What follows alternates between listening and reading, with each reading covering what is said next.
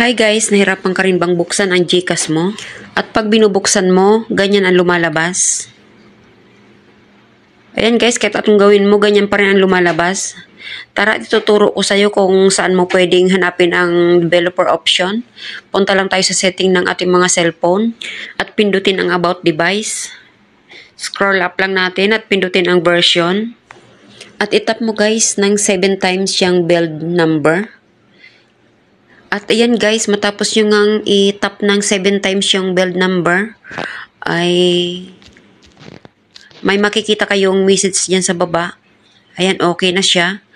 I-back natin. Kung napansin nyo kanina guys, yung ating settings ay wala doon yung developer option. Kaya kailangan talagang makita natin yung build number at matap natin yan ng 7 times para lumabas yung developer option. Ayan guys, pindutin nyo yung additional setting.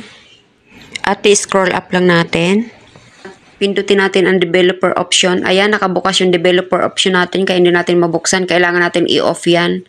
Ayan, back tayo guys at balikan natin yung ating GCash.